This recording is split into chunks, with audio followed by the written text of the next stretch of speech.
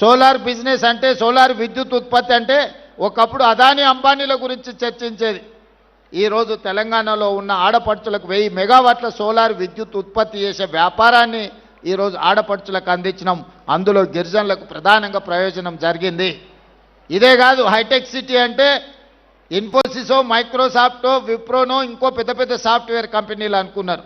కానీ ఆ పక్కనే 3.5 ఎకరాలు 1000 కోట్ల రూపాయల విలువైన భూమి ఈరోజు మహిళా సంఘాలకిచ్చి ఇందిరా మహిళా శక్తి బజార్ అని చెప్పి ఈరోజు పెద్ద పెద్ద సంస్థలు అక్కడికి వచ్చి వాళ్ళు ఉత్పత్తి చేసే వస్తువులను కొనుక్కోవడానికి ఈరోజు మహిళలకు అందుబాటులోకి తీసుకొచ్చినాం. ఒకటొకటిగా పరిష్కరించుకుంటూ వస్తున్నాం. హాస్టళ్లలో ఆనాడు భోజనం ఏ విధంగా ఉండే, ఈరోజు 40% ఈరోజు మీకు ఛార్జెస్, మెస్ ఛార్జెస్ పెంచి కాస్మెటిక్ ఛార్జెస్ ఆనాడు ఎప్పుడిచ్చేదో కూడా తెలీదు.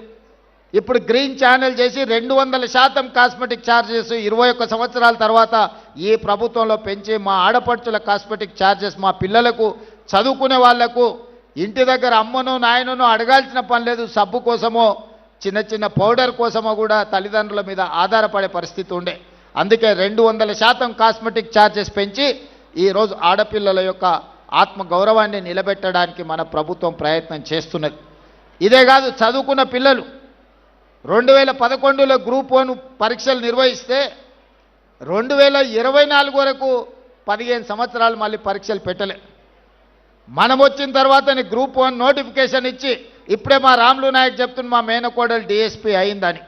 ఈరోజు 563 మంది గ్రూప్ 1 ఉద్యోగస్తులను పరీక్షలు నిర్వహించి ఫలితాలు ఇస్తే ఈ పేదలకు ఉద్యోగాలు వస్తే ప్రశ్నించే గొంతు వస్తుందని దాని మీద అక్రమ కేసులు వేసి హైకోర్టులో అడ్డమైన ఆర్డర్లు తెస్తే బలమైన వాదనలు వినిపించి డివిజన్ కోర్టులో, డివిజన్ బెంచ్లో ఈరోజు పేదలకు అనుకూలమైన తీర్పు వచ్చింది.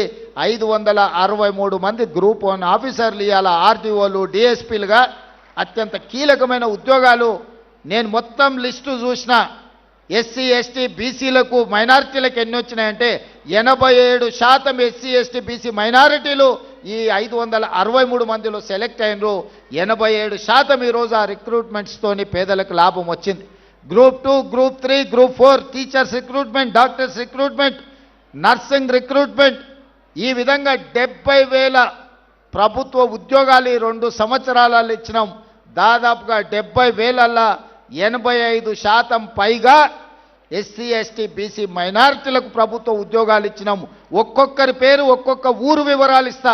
ఎవరికైనా అనుమానం ఉంటే ఇక్కడున్న చదువుకున్న అధికారులతో పాటు ఎవరైనా నేను చెప్తున్న వివరాల మీద అనుమానం ఉంటే ప్రభుత్వం అధికారికంగా లెక్కలిస్తుంది. మీరు లెక్కబెట్టి చూడండి. ఈ ప్రభుత్వం పేదల కోసం పనిచేస్తుంది. ఈ ప్రభుత్వం పేదల అభివృద్ధి కోసం పనిచేస్తుంది.